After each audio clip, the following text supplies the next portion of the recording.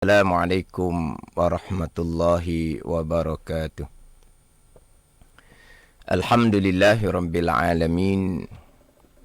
Wassalatu wassalamu ala sayyidin mursalin wa ala alihi wa sahbihi ajma'in. Rabbi syarah li sadri wa yassir li amri wahlul 'uqdatam min lisani yafqahu qawli.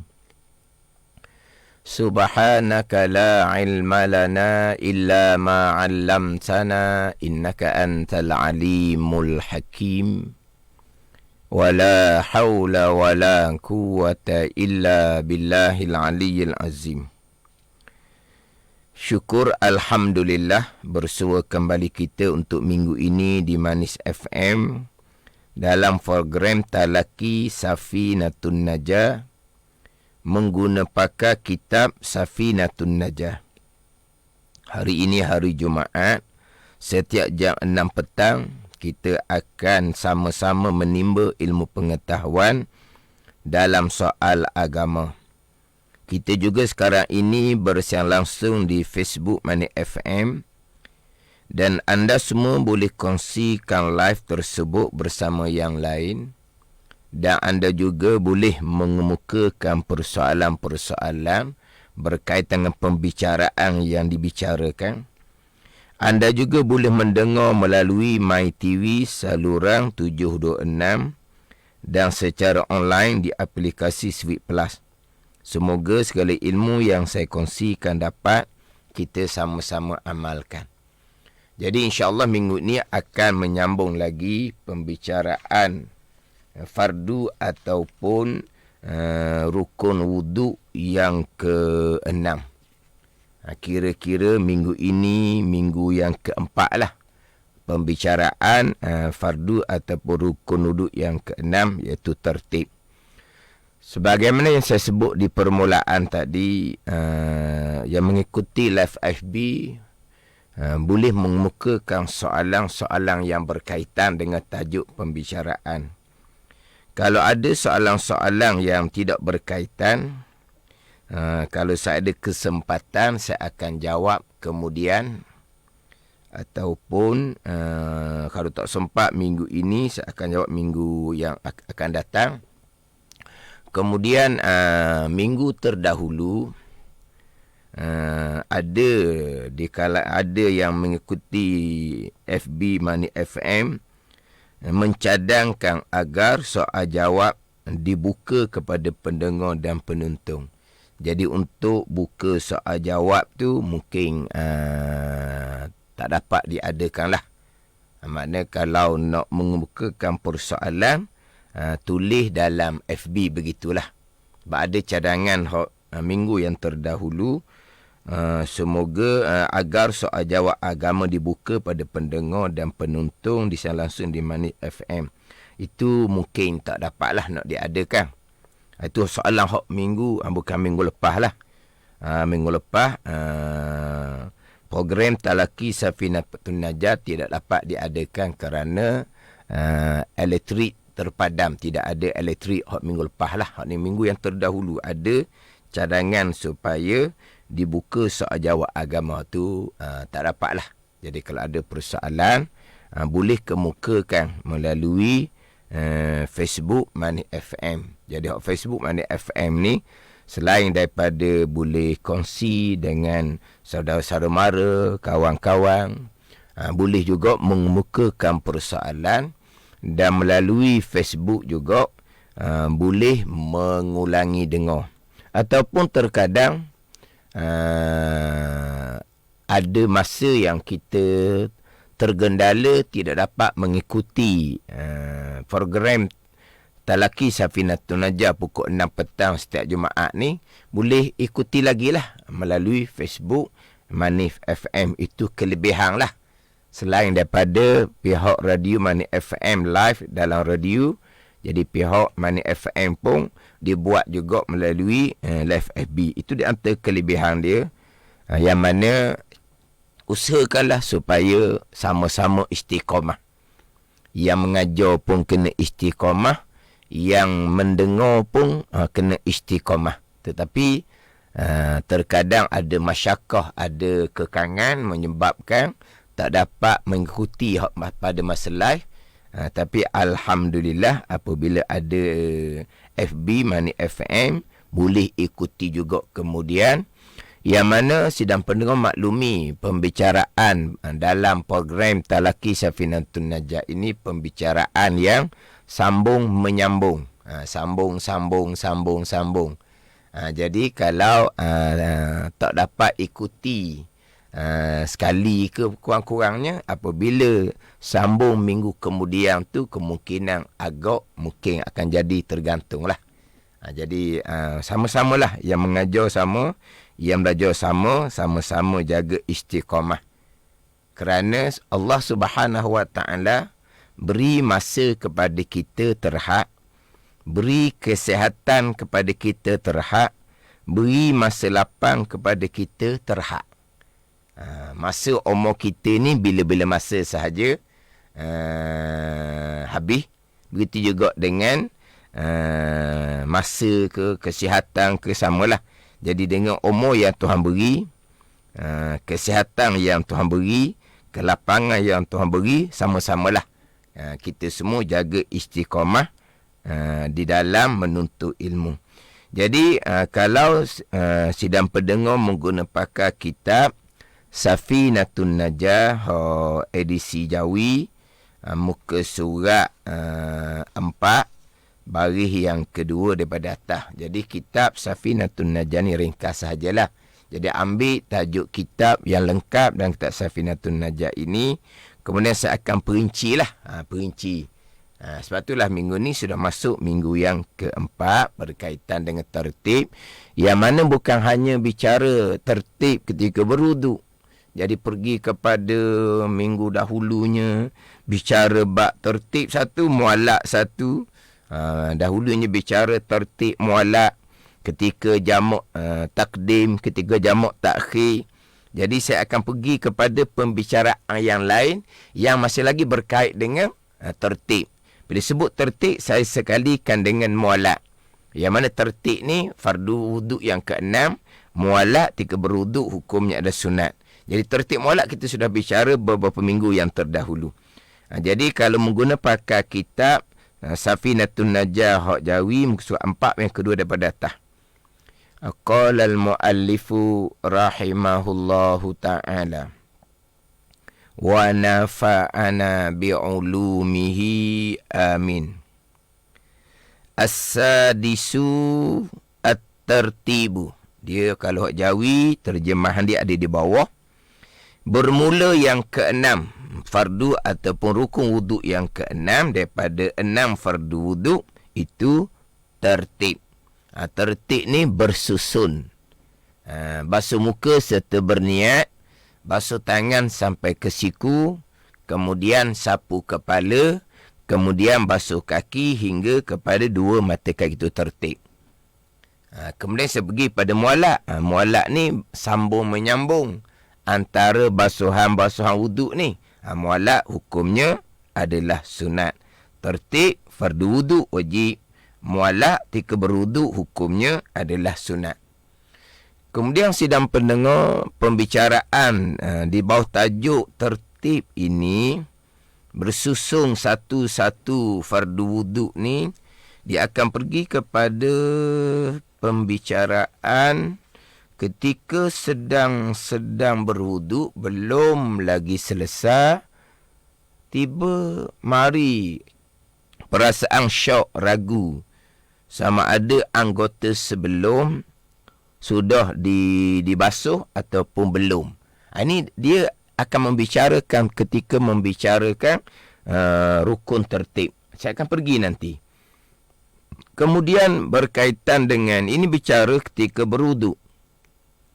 Sama juga ketika membicarakan rukun solat yang ke-13 tertib.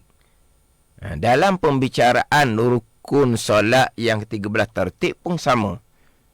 Yang mana dalam solat tertib rukun. Satu rukun wajib kena jaga tertib dia, susunan dia. kemudian kita sudah ke hadapan, tiba mari perasaan syok, ragu di hati sama ada yang terdahulu tu buat ke tak buat. Ni biasa akan dibicara ketika membicarakan pembicaraan rukun tertib. Samalah ketika kita bicara bab wuduk, sama juga ketika bicara tertib ketika sembahyang. Ini saya akan pergi nanti. Tapi dalam pembicaraan syok ketika berwuduk, fardu wuduk yang sebelum buat ke tidak, sama dengan hukum syok ketika salat, rukun wuduk sebelum buat ke tidak, dia pembicaraan yang perlu kepada tandaan. Pembicaraan yang perlu pada tandaan. Kemudian antara pembicaraan syok ketika berwuduk, syok ketika solat, dia pembicaraan dia hampir sama hukum. Hampir sama. Boleh dikatakan hampir sama. Jadi saya akan sekalikan pembicaraan syok ketika berwuduk dan juga syok ketika solat. Sama ada rukun sebelum ditunaikan ataupun tidak ditunaikan. Ini dibicara ketika membicarakan rukun tertib. Kita ni rukun tertib wuduk. Kita rukun tertib wuduk. Tapi pembicaraan sama dengan ketika membicarakan rukun solat yang terakhir, yang ke-13, iaitu tertib. Tapi perlu kepada tandaan. Kena tanda sebab dia satu masalah. Ini saya sudah sebut terdahululah. Nak bicara ketika membicarakan rukun tertib. Cuma dahulu saya ada saya ada bercadang nak bicara juga tertib mualak ketika membaca Fatihah, tertib mualak ketika membaca tasyahud akhir. Di sini ada soalan sedikit ni daripada Muhammad Nur Azmi. Assalamualaikum. Waalaikumsalam. Ustaz, sekiranya berwuduk dengan air hujan yang menyirami badan atau menyelam dalam sungai, adakah perlu berniat tertib? Kita tertib ni tak ada berniat. Tertib ni berlaku gitu je lah. Kita berwuduk di bawah air hujan, itu kena tertib lah. Kena tertib. Sama juga kita berwuduk di bawah pahit shower, pahit ujang. Kita panggil pahit ujang lah. Pun samalah, kena tertib. Adapun ketika menyelam di dalam sungai, selepas terselam sekalian tubuh ni anggota wuduk lah, daripada kepala terselam, muka, tangan, kaki terselam dalam air sungai, walaupun punggung tu timbul, tak ada masalah punggung tu, sebab punggung tu bukan anggota wuduk. Tapi ketika selam satu badan lah, kita kira bila selam satu badan, dia pun niat saja aku berwuduk kerana Allah, selesai dah. Tiba-tiba lepas berniat saja, sesaat tu juga dia sudah angkat muka dia daripada air, sudah terhasil rukun tertib. Tu kalau kata menyelam dalam air sungai. Kalau kita mandi, kalau kita berwuduk bawah air hujan, kita berwuduk bawah pahit hujan dalam bilik mandi, sama. Tu dia kena tertib lah satu-satu anggota. Bukan perlu berniat tertib. Tertib bukan berniat. Mana tertib itu, kalau kita menyelam, dia dapat tertib secara sekelip mata. Antara muka, tangan, kepala, kaki itu lepas berniat saja, dia dapat tertib dalam sekelip mata. Tu kalaulah kata ketika menyelam. Atau ada satu soalan lagi, tapi saya pun tengok macam mana ni. Takut fokus pada soalan, kan tak sempat nak fokus kepada pembicaraan. Ini soalan daripada Abdul Rahman. Kalaulah setelah beberapa jam selepas mandi wajib, ni mandi wajib, didapati di kuku tangan terdapat beberapa titik cat, adakah kena ulang mandi semula dari awal ataupun hanya basuh pada kuku tersebut sahaja? Dahulu saya sudah bicara ketika membicarakan mualak ketika mandi wajib. Mualak ketika mandi wajib sunat. Beberapa jam sekalipun tengok ada di tubuh perkara yang menghalang katak ketika mandi wajib. Dia hanya buang perkara itu sahaja, kemudian basuhkan sahaja. Sebab dia mualak ketika mandi wajib, hukumnya sunat sahaja. Sudah mandi wajib, lama dahnya, berjam-jam dah, baru nampak di tangan, di tapak kaki ada getah. Contohnya lah, di tangan ada sisi ikan. Tapi itu panjang pembicaraan lah. Panjang pembicaraan. Yang mana kalau di tapak kaki itu ada getah, ataupun plastising hak budak-budak bermain tu di tapak kaki, tu kemungkinan plastising tu terpijak selepas mandi wajib. Itu dia akan bicara lain dah pulaknya. Hak ni kalau kata sisi ikan, yang mana kita pasti kita sentuh ikan sebelum mandi wajib. Mana sisi ikan tu pasti ada sebelum mandi wajib. Lepas mandi wajib setengah jam ke sejam tak kira, ada sisi ikan di tangan. Maka wajib buang sisi ikan, hanya sambung meratakan air di tempat sisi ikan tu saja, bukan kata kena mandi wajib semula. Sebab ketika mandi wajib tertib tidak ada, tapi mualak ketika mandi wajib hukumnya adalah sunat. Kemudian tadi sebab saya ada janji ni, saya ada buat catatan apa yang saya bicara, tiap-tiap minggu saya ada buat catatan. Sebab dahulunya saya pergi tertib mualak ketika solat jamak takdim, jamak takhir. Kemudian saya kata nanti saya akan tambah pula tertib mualak ketika membaca Fatihah, tertib mualak ketika membaca tasyahud akhir. Ini ringkas je lah, ini ringkas je. Jadi ketika membaca Fatihah, tertib tu wajib. Tertib mana? Kena mulai dengan Bismillahirrahmanirrahim. Barulah sambung dengan Alhamdulillahirrabbilalamin. Mana apa tertib? Ayat yang pertama, ayat yang kedua, ayat yang ketiga. Jangan tukar tertib dia. Tidak sah Fatihah. Kita maklum. Adapun tertib ketika membaca tasyahud akhir, sunat. Sunat lah. Kita tertib sentiasa. Ketika membaca tasyahud akhir kan, kita mulai dengan At-Tahiyyah. Kemudian Assalamu Alaika. Kemudian Assalamu Alaina. Kemudian Ashhadu an la ilaha illallah wa ashhadu anna Muhammadar Rasulullah. Saya ambil depan je ni. Nak cepat. Jangan pula tasyahud gitu. At-Tahiyyah. Lepas tu Assalamu Alaika. Assalamu Alaina. Tu saya ambil depan je. Takut jadi salah faham pula. Dia tertib seumpama tu sunat. Tapi jangan tinggal lah tertib tu. Maksud macam mana ustaz kalau sunat? Mana kalau dia tak tertib, sah lah tasyahud akhir. Tapi janganlah tinggal perkara sunat. Tak tertib macam mana bunyi dia. Selepas sujud yang kedua, dia pun tasyahud akhir. Duduk comel-comel. Assalamu alayka ayyuhan nabiyyu wa rahmatullahi wa barakatuh.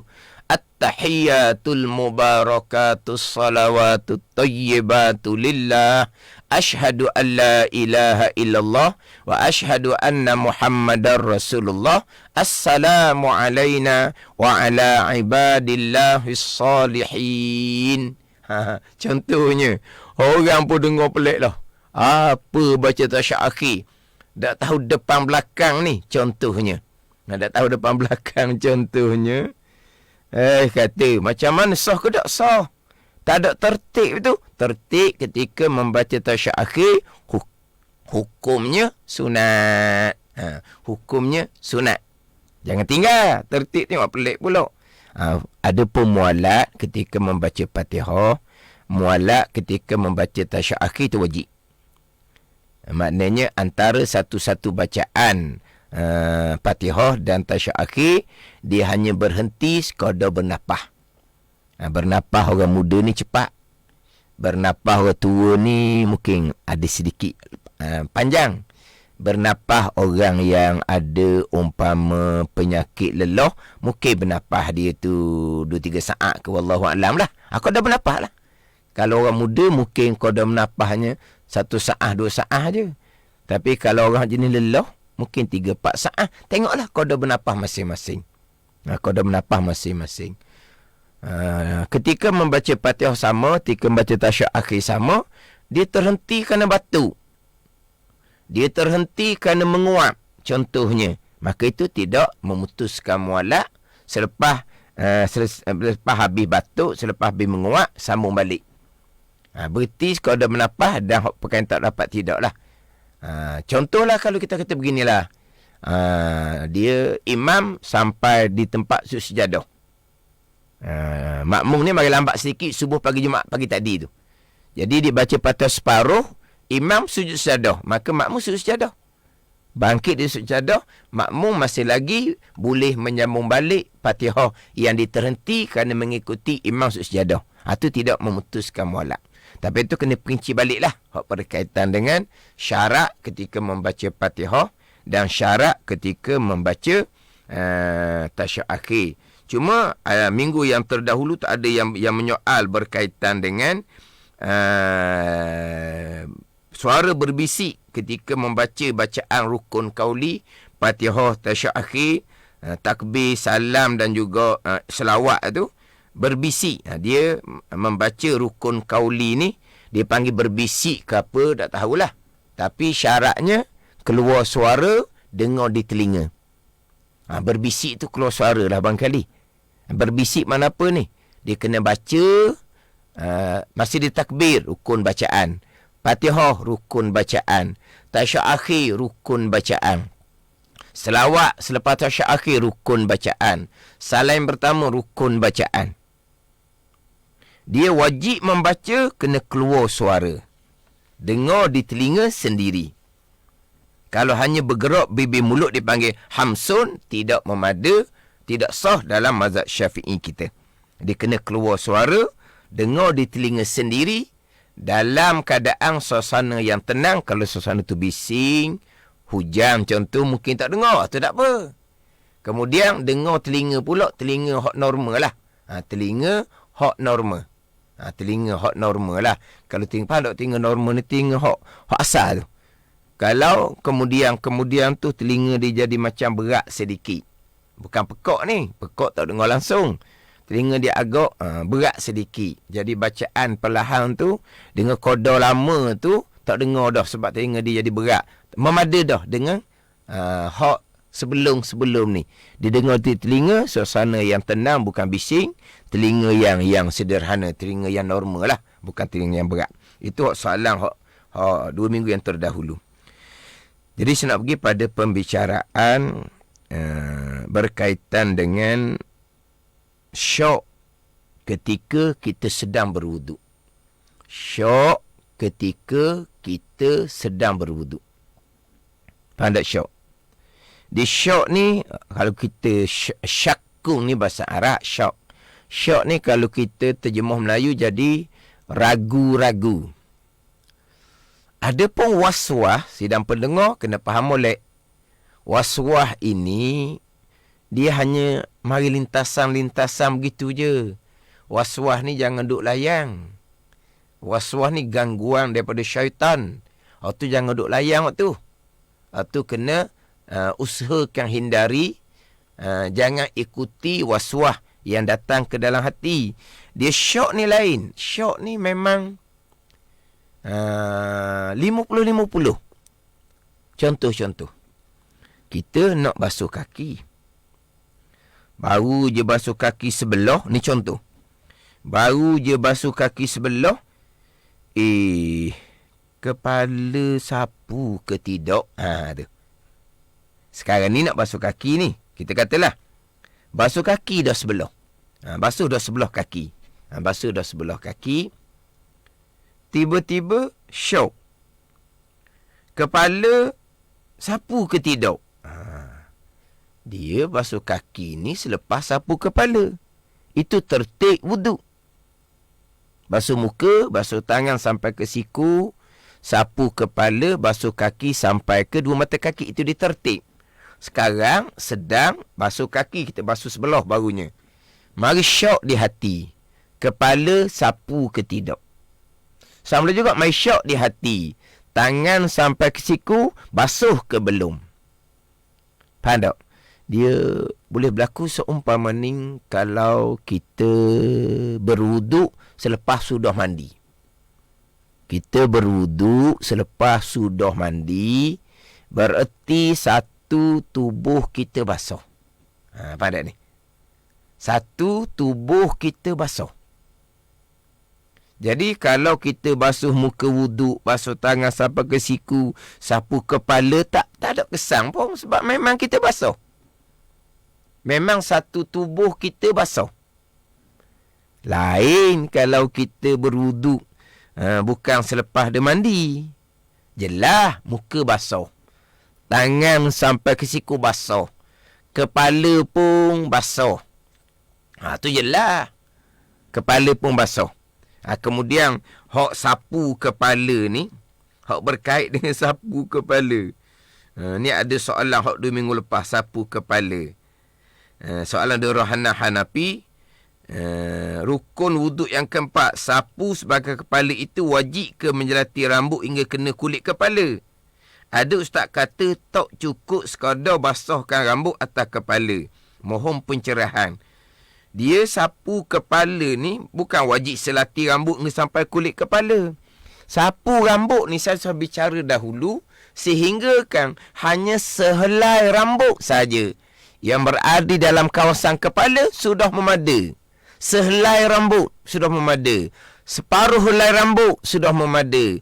Hujung kepala rambut sudah memada. Tak wajib sampai ke kulit kepala. Cuma disunatkan sapu sekalian kepala.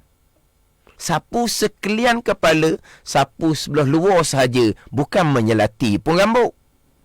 Sapu sekalian kepala kenapa? Sapu sekalian rambut ada dalam kepala, basah tangan sapu. Selati tidak. Tak ada. Nak wajib sampai air di kulit kepala. Nak sampai kulit kepala, cukurlah rambut tu. Cukur rambut, sapu kulit kepala lah. Tetapi kalau di kepala ada rambut, sehelai rambut pun sudah memada. Cuma disunatkan sapu sekalian rambut yang ada, yang tumbuh di kepala, sunat. Bukan wajib sampai ke kulit kepala atau pelik sikit tu. Itu ada soalan dahulu. Jadi sekarang ni kita balik pada persoalan syok.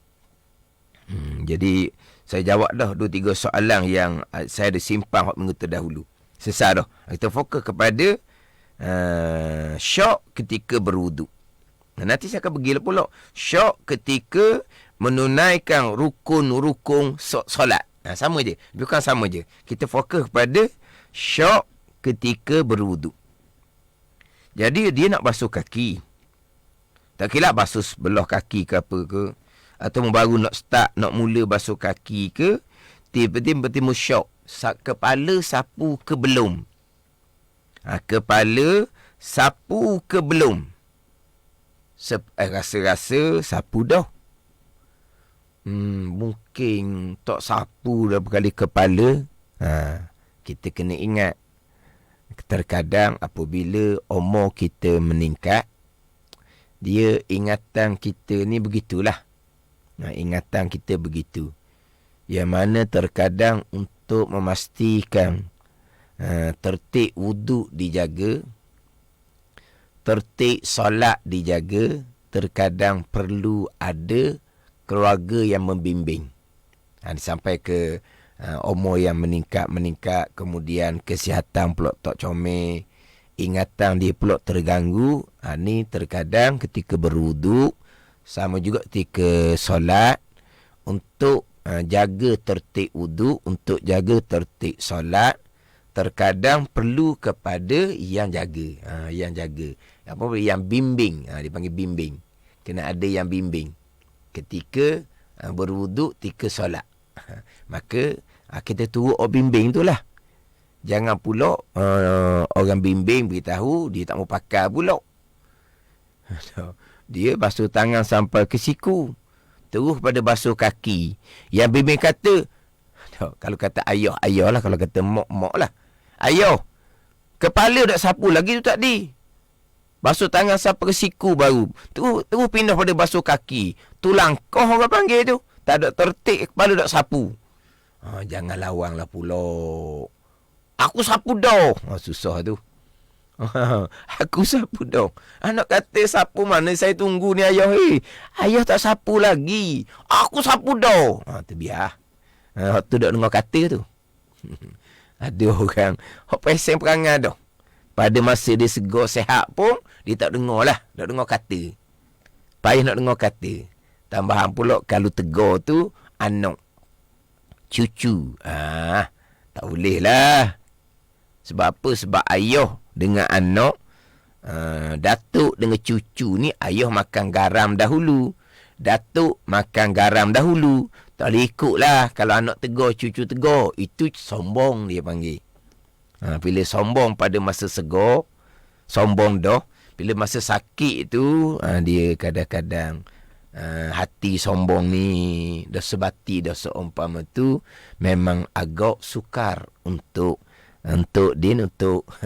buang sifat sombong tu. Jadi sombong tu kita wajib mujahadah. Hilang sekarang.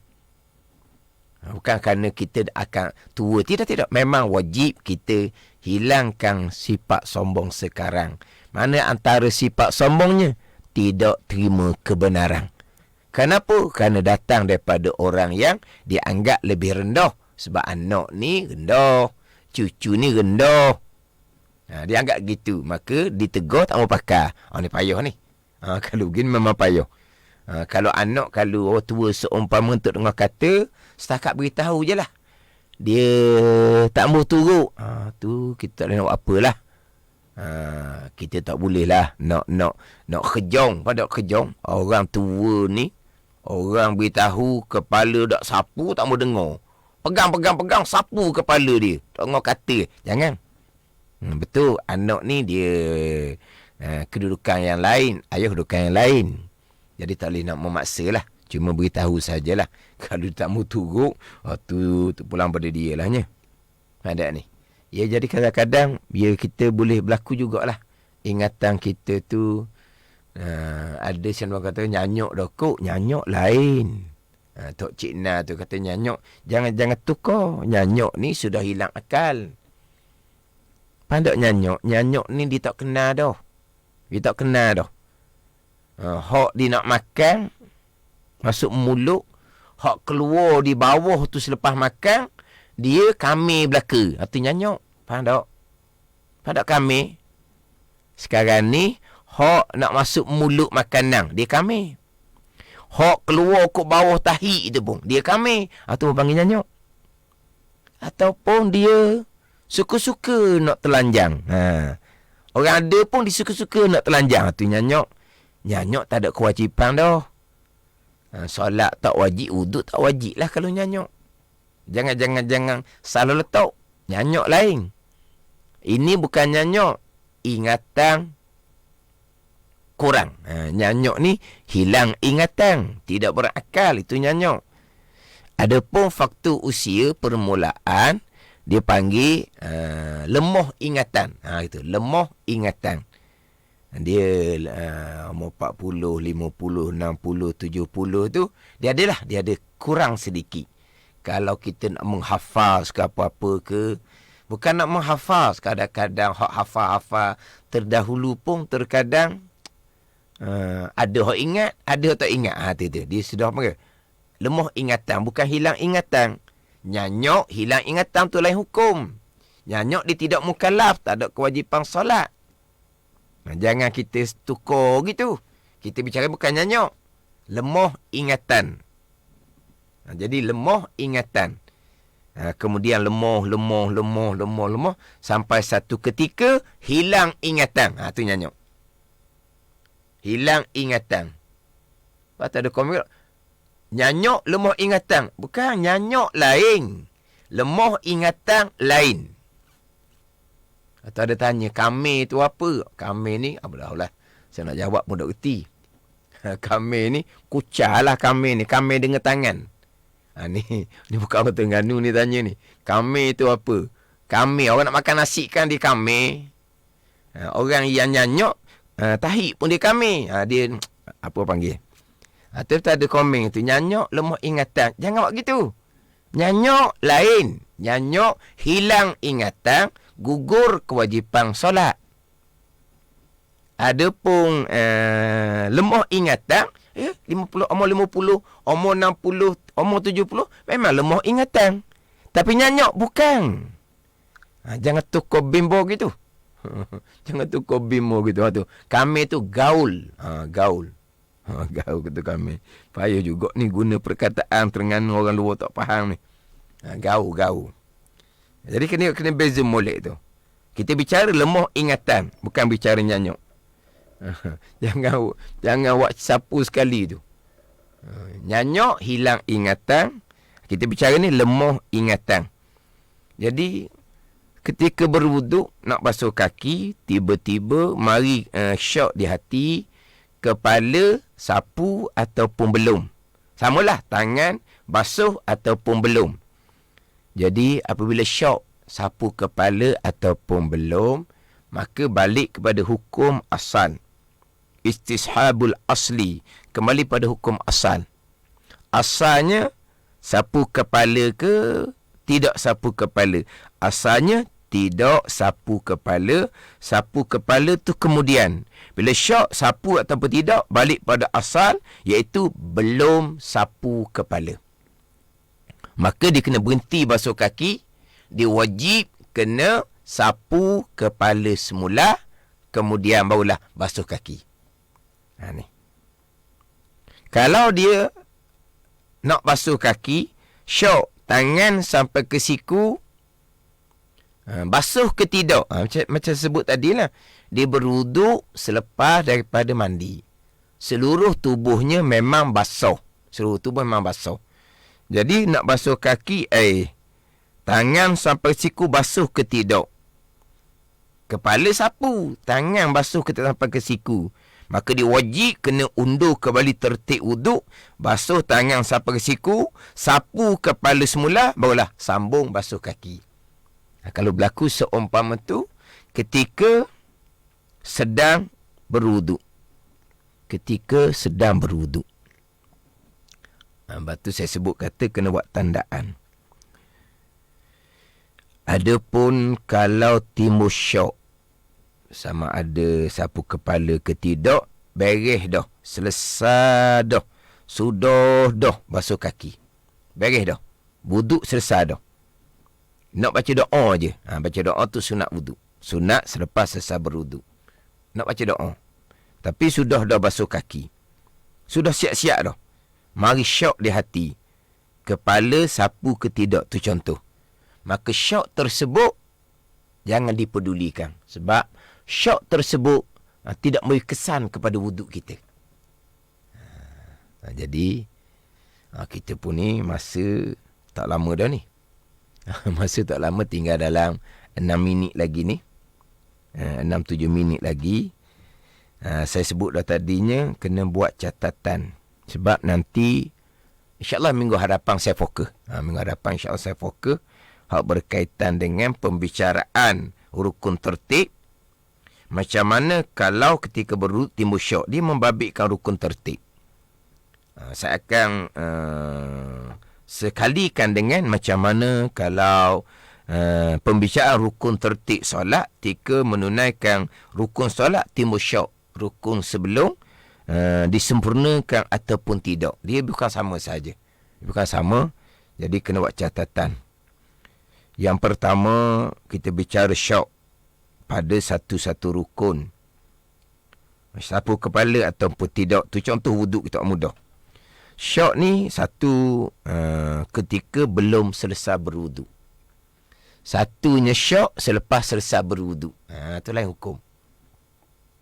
Satunya syok sapu kepala ataupun tidak belum selesai berwuduk. Baru nak mula basuh kaki. Ataupun basuh kaki dah separuh. Belum selesai lagi berwuduk, timbul syok. Berbeza dengan siap dah. Sudah dah basuh kaki, selesai dah berwuduk, nak berdoa selepas berwuduk, itu perkara yang disunatkan lepas berwuduk. Mari syok. Sudah dah siap dah wuduk. Mari syok. Kepala sapu ke tidak. Kalau syok, selepas selesai berwuduk, syok tu tiap beri kesan. Tu jangan duk peduli. Ni. Jadi sekarang, syok pada satu-satu rukun, syok tu sebelum selesai berwuduk. Satu, syok tu berlaku selepas selesai berwuduk. Itu berbeza. Ini sedang pendengar ni syok. Kalau pasti, itu bercara lain tu. Sudah wuduk sekalipun, pasti, sahih, yakin. Memang kepala tak sapu. Tu kena sapu kepala semula, basuh kaki semula. Ni hanya syok sahaja. Pasti macam mana contohnya? Sudah selesai berwuduk, tengok di tangan ada sisi. Pastilah tu. Tangan tak kata air. Itu pasti, bukan syok dah. Tu ada soalan, jika syok lepas siap wuduk bagaimana ustaz? Di soal tu masa mana soal tak tahulah. Saya dah bicara tadi, syok ketika sedang berwuduk, syok selepas selesai berwuduk. Adapun kalau pasti, tangan basuh, kepala siap sapu, kaki basuh sudah-sudah, tengok di tangan ada sisi. Tu pasti. Tu wajib kena buang sisi, kemudian kena basuh kembali tempat sisi itu di tangan, bukan basuh satu tangan lah. Basuh di tempat sisi itu saja. Wajib kembali sapu kepala, wajib kembali basuh kaki. Tu pasti. Hak ni syok sahaja. Sama ada, contohnya, sapu kepala ataupun tidak dalam dua situasi. Yang pertama, berlakunya syok tu sebelum selesai berwuduk. Baru nak mula basuh kaki.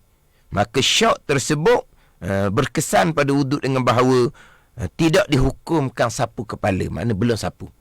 Maka wajib kena berhenti semula kaki tu, sapu kepala, barulah basuh kaki.